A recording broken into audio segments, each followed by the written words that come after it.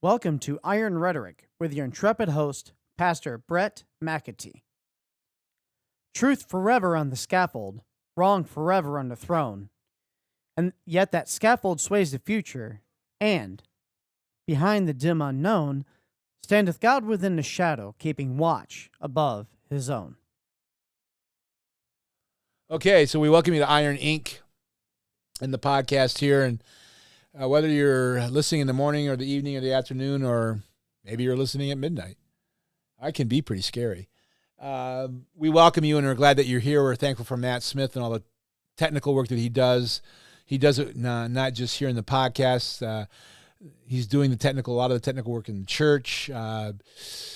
We've been really able to upgrade what we're being able to offer for not only people listening, but people in the congregation as well. And so we're thankful for Matt's work. The title that we're looking at today is on Iron Inc. is Joe Boot, Just Another Boomer. And I probably should put a question mark there because although I can't find out in a quick search on the internet just exactly how old Boot is, it's probably the case that he's not a boomer.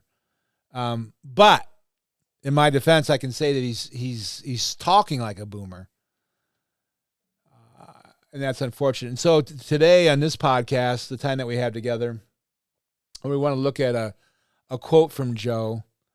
The context here is I'm pretty sure he's casting this in the teeth of Stephen Wolfe, or at least he posted it someplace, and Stephen Wolfe then responded. And of course, Wolfe, I think, is on the right side of this. Methodologically, I don't agree with Wolfe, but he ends up supporting things that I find myself supporting. Although I wish he and his ilk would lay off on attacking the theonomists, but I get it. I attack the natural law guys, but they want to suggest that theonomy is part of the problem here, and theonomy is not part of the problem. It's what's happened to theonomy that's part of the problem. If theonomy, if you go to the source of theonomy, that is Rushdoony especially. And before him, Dabney,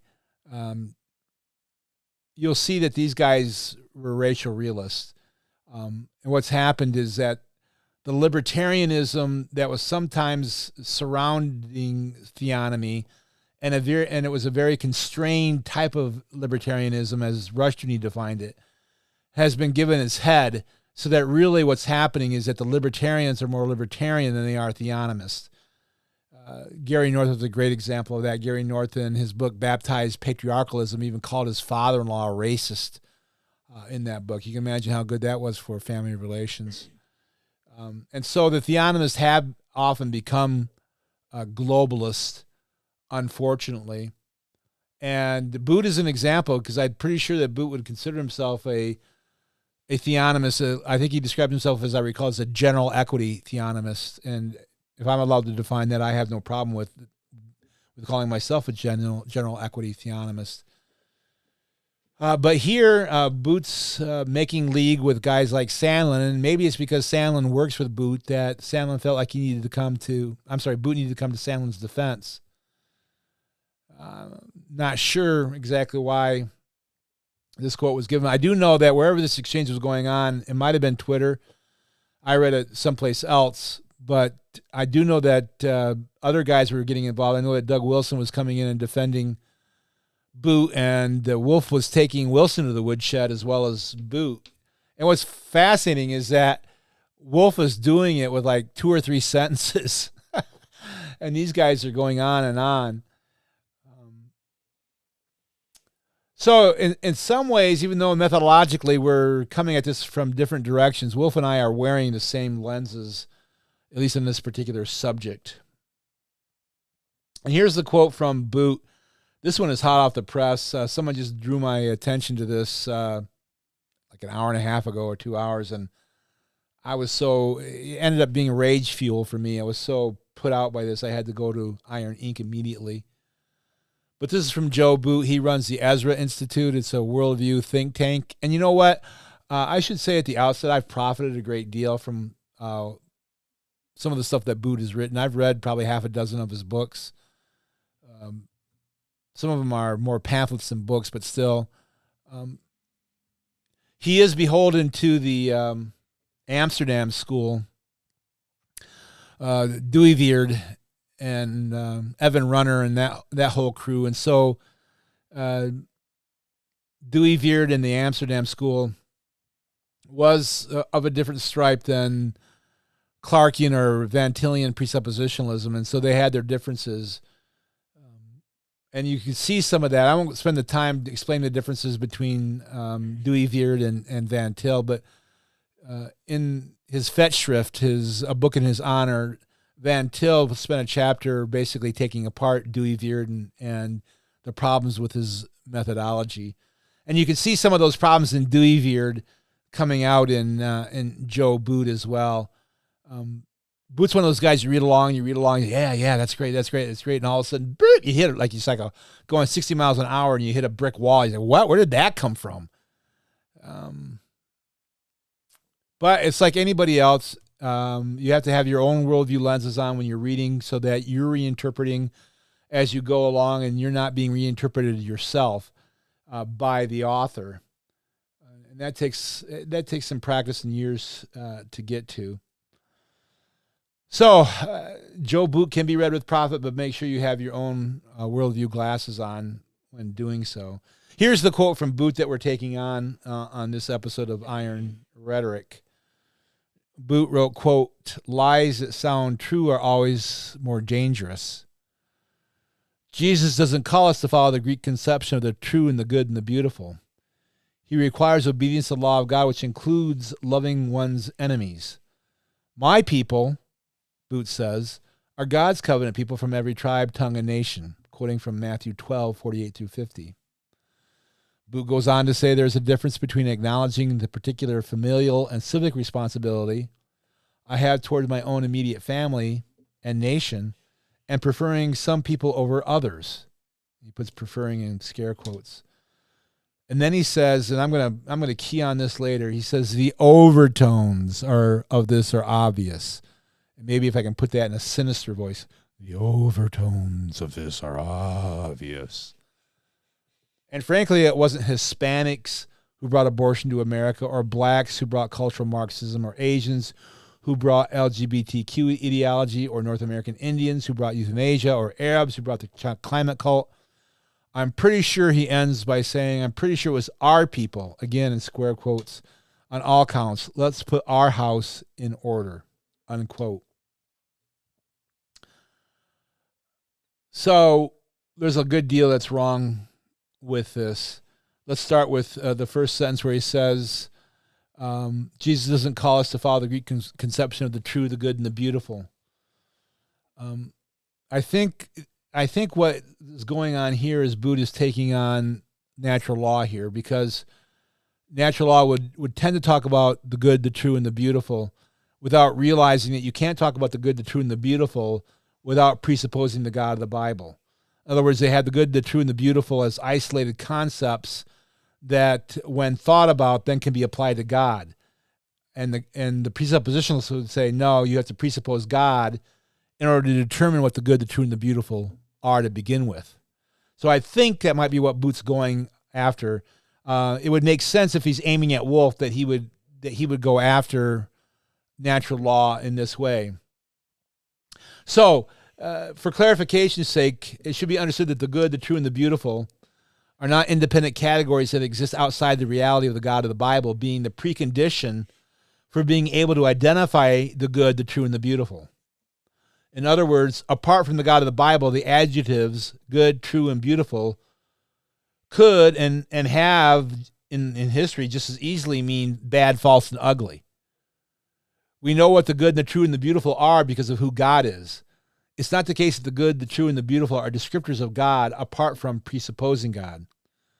So if Boot is aiming at natural law here as a philosophical technique, and I think he is, I wouldn't bet the farm on it, but I think that's what he's doing, then I agree with Boot at this particular point. It's going to be the last place. So enjoy it now, Joe, if you're listening. You know Joe's not listening to me. Second, when we look at this quote, we would say, yes, God's law does require us to love our enemies, as Boot says. But I would bet the farm that Boot doesn't understand that one way to love our enemies is by resisting them with all of our might. Scripture teaches that we are to let love be genuine, to hate what is evil, and to hold fast to what is good. We are to, indeed to love our enemies, and sometimes the best way to do that is by giving them justice, or what they would call hate. The simplest example of this is spanking our children. We spank our children because we love our children. And probably somebody in Child Protective Services, if they're listening to this, probably has got sending an agent out to go after me since I'm talking about spanking children. So we spank our children because we love our children. But if you ask our child while we're spanking them, are we loving them at this point, or are we hating them? I'm pretty sure the kid would cast a vote for hating, right? Similarly, loving our enemies is sometimes not going to look like love, as our enemies might want to define love. So honestly, I can't believe that Boot, of all people, is trotting out the old love your enemies trope in order to prove that we should not have a greater love for our own people than for those who are the enemies of our people and who wish to destroy them. It's as if he is saying, you shouldn't prefer your people uniquely, because the Bible says you're even to love your enemies. And so if you don't love everybody the same, then even if they're your enemies, then you're sinning. But this is the old doctrine, the whole old humanist doctrine of the brotherhood of all men. All men are not brothers, right?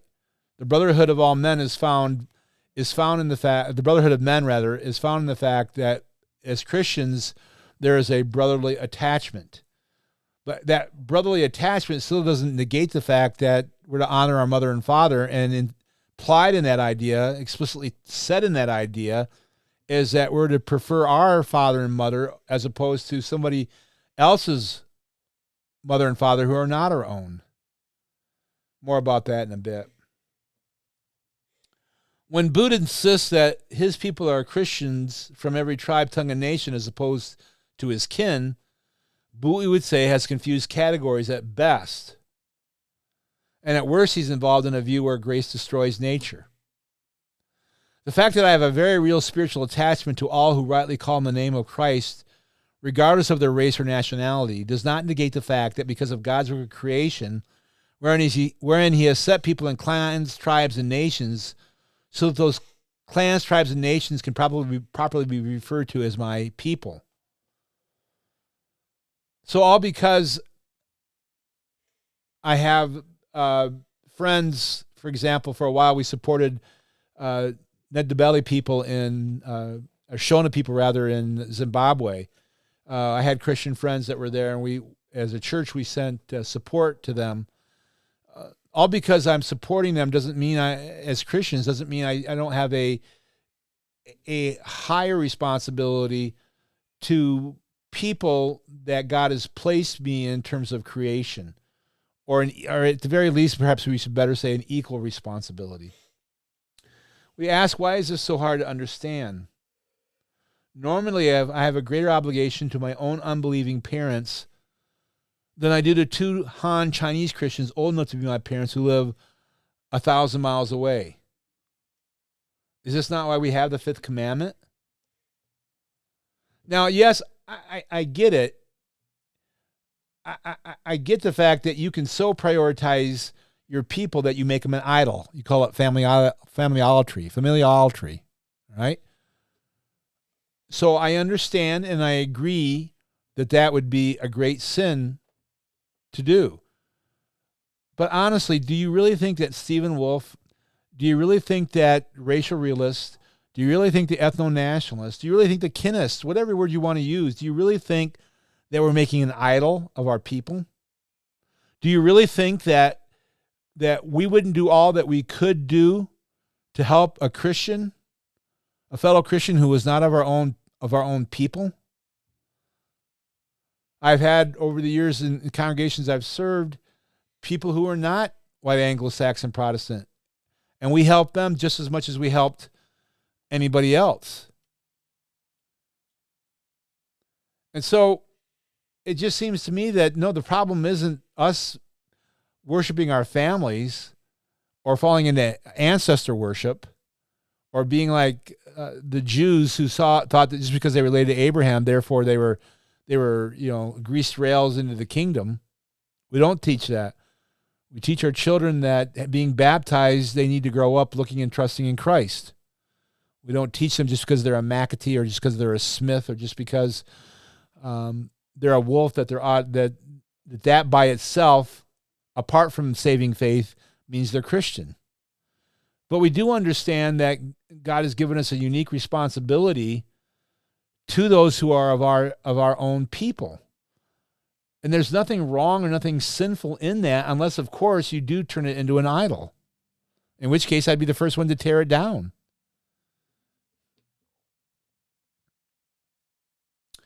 And so it's not as if we do not understand that we have an obligation to Christians who are not from our own people group. When are the alienists going to understand that it's fitting and proper to talk about a unique allegiance that we have to our own kin? There's nothing shameful in that. It's been the norm. I mean, I've got all kinds of quotes on Iron Ink that show it's been the norm through church history from our church fathers and our theologians.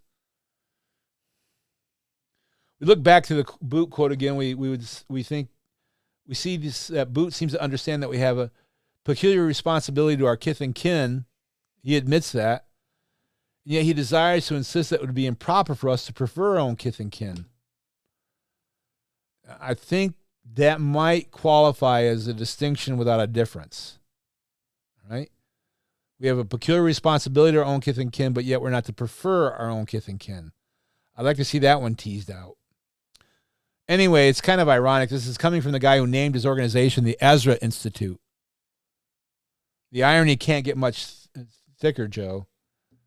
Joe, do you realize that Ezra, of all the Old Testament fathers, perhaps more than anyone, demanded under penalty of law for the Hebrews to put away wives and children who were not their kith and kin? In other words, they had married interracially, and Ezra comes along. He sees a threat to the people, and he says, put away your pagan wives, your non-Hebrew wives, and even your non-Hebrew children. So, Joe, Booty Man, it sure looks like Father Ezra understood it was proper to prefer one's own people. You might want to think about changing Ezra Institute to maybe Herbert Marcuse Institute. Just kidding. Boot then cryptically drops this phrase, the one I try to draw special attention to. The overtones of this are obvious.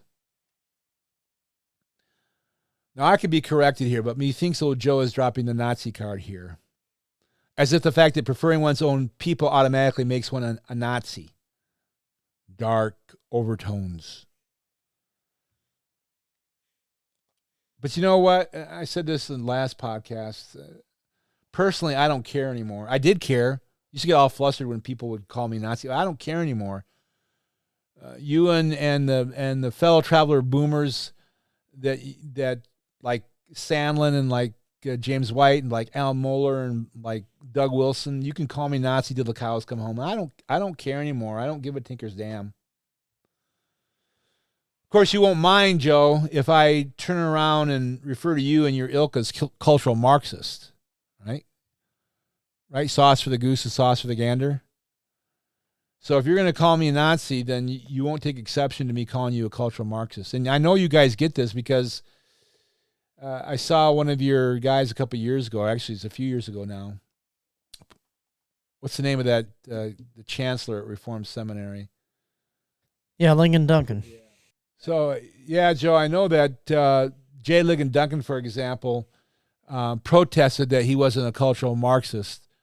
Methinketh the lady doth protest too much. And so it may be that you guys don't want to be labeled like that, but if you're going to argue the way that you're arguing, then all I'm left to do is say, hey, you're going to call me Nazi, I'm going to call you cultural Marxist. Maybe we can have a conversation without the ad homs. But I don't mind ad homs, really. I mean, as long as I can use them, I don't care if people use them on me. Fifth, Joe, this last bit is precious beyond speaking. We had the likes of Doug Wilson forever insisting how sinful it is to notice the sins of his Jewish ancestors because, well, according to Doug, because they've done lots of good things, and those good things somehow balance the scales. Now we find you, Joe, putting white people in the dock quite without saying the scales are more than balanced. And I'm sure Doug Wilson will be quick to write an article lecturing Joe Boot here on how inappropriate he was here by putting white people in the dock. On this same point, next, in number 6 here, we would notice some things that Joe leaves out here when it comes to some of these issues. It was Margaret Sanger who was the apostle for abortion. And guess what, Joe? Before she was white, she was, can you guess? 3 letters, starts with J, ends with W. Yeah, she was Jewish.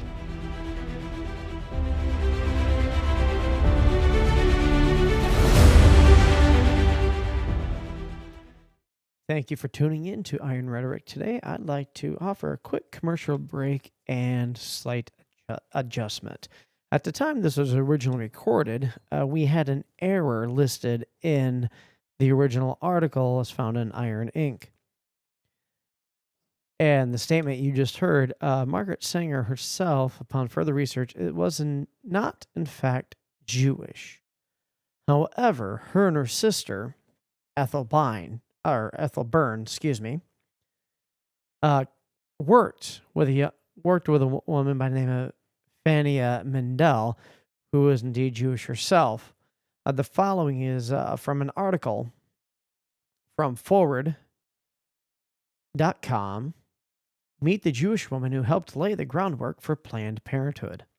4 years before women won the right to the vote in the United States, Margaret Sanger, the future founder of Planned Parenthood, and her sister Ethel Byrne met a young Jewish immigrant named Fania Mendel. On October 19, 1969, the trio opened the country's first birth control clinic located in a tenement in Brownsville, New York. As Planned Parenthood makes contemporary headlines, both for a planned Republican attempt to discontinue its federal funding, and for the vigorous response of the organization and its many supporters, that tiny clinic's legacy looms large. It stayed open only 10 days, after which it was shut down for violating the Comstock Law, a federal act that made it illegal to disseminate information about birth control. It served over 100 women on its first day in business, many mothers arriving with their children in tow, an unmistakable sign of the community's need for services like those the clinic provided. Sanger, a public figure for years prior to opening the clinic, rode a wave of national popularity emerging from the month-long prison sentence she served after her arrest for operating it. That approbation enabled her to make the next big move in 1921 when she founded the first American Birth Control Conference. In 1942, that conference renamed itself as the Planned Parenthood Federation of America. Mendel's contribution to the clinic made fewer headlines, but presaged some of Planned Parenthood's most important work. Born in Minsk, Russia, Mendel spoke English, Italian, and Yiddish, making her a crucial liaison to Brownsville's diverse, heavily immigrant community. She went door to door in the neighborhood while the clinic was in operation, handing out pamphlets about its services. When Jewish clients visited the clinic, she translated the advice of Sanger and Byrne, and both nurses, into Yiddish. Like Sanger and Byrne, she was arrested when the clinic closed. The other women went to jail, where Byrne staged a public attention-grabbing hunger strike. Mendel, convicted of disturbing the peace, was fined $50, the exact amount of the donation that enabled Sanger to open the clinic. Mendel's efforts to bring information about birth control to immigrant communities found a powerful legacy in Planned Parenthood's programming. Planned Parenthood Global, the organization's internal division, serves women in under-resourced areas in 13 countries outside the United States. And Planned Parenthood also has become a vocal supporter of immigration reform. Mendel, a social worker when she was involved with the Brownsville Clinic, went on to design costumes and sets for Broadway before marrying historian Ralph Edmund Leclerc Roeder and settling in Mexico City. She passed away in 1969, almost living to witness another seminal moment for women's reproductive rights in the United States, the 1973 decision legalizing abortion in Roe v. Wade. And if she were in Brooklyn now, 101 years after her groundbreaking work with Sanger and Byrne, it's fair to guess she'd be out there on the street with a Planned Parenthood clipboard, working to preserve women's health care for the next generations. One more time.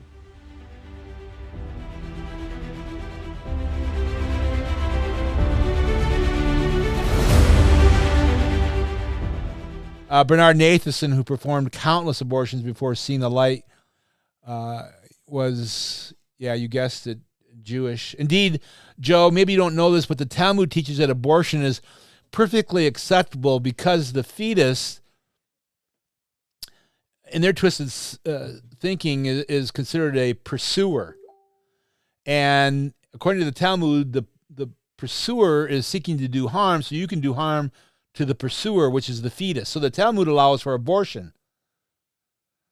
And here you are trying to put it at the feet of uniquely at white people. Now, I don't deny that more than a few white people, what we call a Shabazz Goy, tools for the Jewish agenda, have been involved in the abortion industry.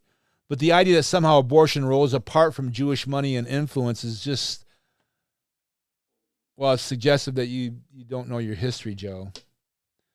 Next, we come to your bit on cultural Marxism. Thus, again, implying that white people are uniquely responsible for cultural Marxism. Again, we want to admit that cultural Marxism has plenty of white disciples we call Shabazz Goy. But as a movement, it first originated with Jewish people, Joe.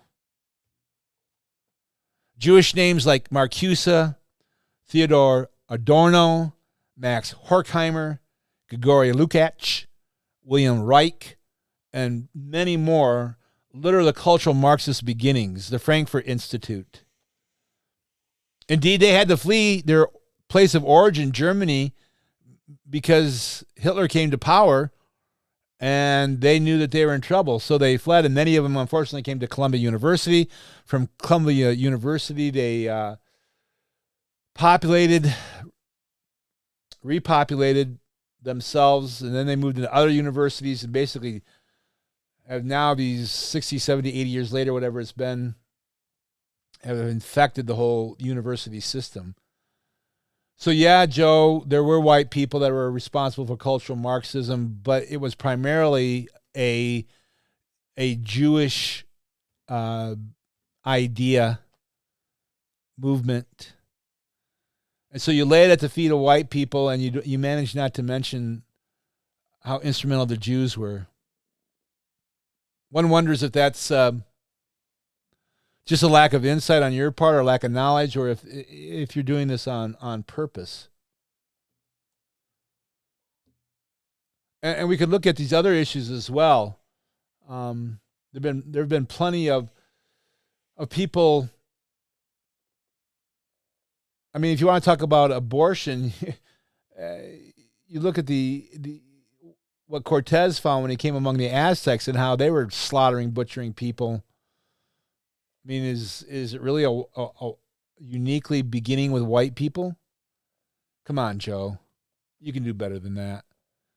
So Joe puts all these people in the dock, all these he suggests that white people are responsible. But if anybody's to do that with Jewish people, you have Doug Wilson exhausting himself, coming to their defense, saying, "Oh no, you have to understand, it's not Jewish.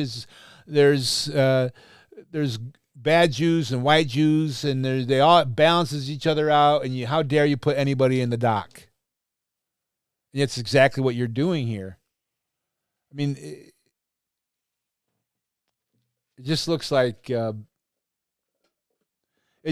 fits the theme that's going on anymore of how dangerous or how evil it is to be white. I want to say here, there's no denial going on my part that white people have plenty to repent of. How about the fact that they killed each other in brother wars in World War I and World War II? Not to speak of our own war of northern aggression. So there's plenty of things. White people don't walk on water. They need to repent. They need to turn to Christ and trust Christ. But the problem I have here is, once again, it's okay to put white people in the dock and list things that they're sinful of, even if it's not entirely accurate. But if you do the same thing for Jewish people have been done, all of a sudden you have Doug Wilson coming in on his white steed to rescue Jewish people. And you know what? I get it. I'm not saying that universally all Jews are cut of the same cloth, okay? But I am saying that history shows us there's a predilection of Jewish people towards hating Christians. And that's what history teaches. That's committing the sin of noticing. It's not committing the sin of a racial bias. And so it just seems like, Joe, that you're wanting to prove that we're all equal again here. You want to suggest that somehow because we're all sinners, we're all equal. And it just seems to me it's just a sacrifice that you're offering up to the God of egalitarianism. Not all people are sinful in the same way as all other people. All people have their particular predilections. Now, the sin of all people, unless it's repented of, will cast people and peoples into hell. But not all sin is equal in terms of its heinousness and its gravity.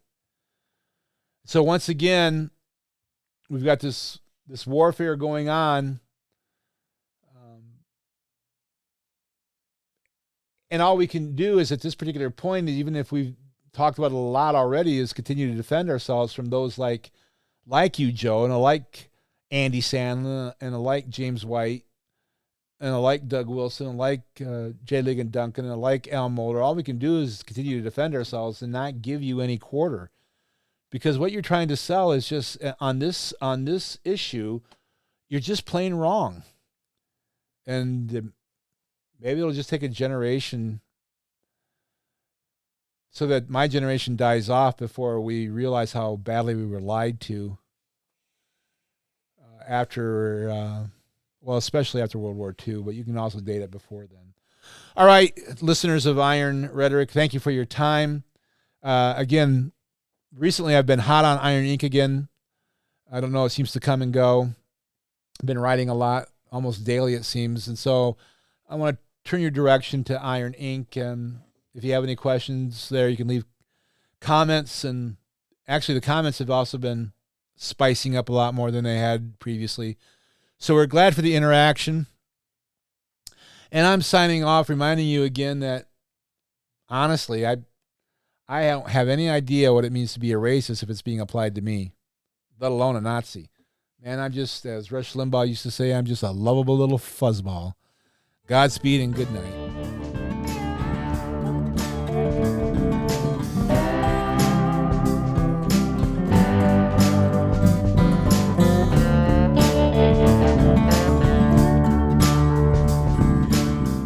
Thank you for joining us today. Look for us on Spotify, Apple Podcasts, and YouTube Music. Be sure to give us a 5-star review, like, and share.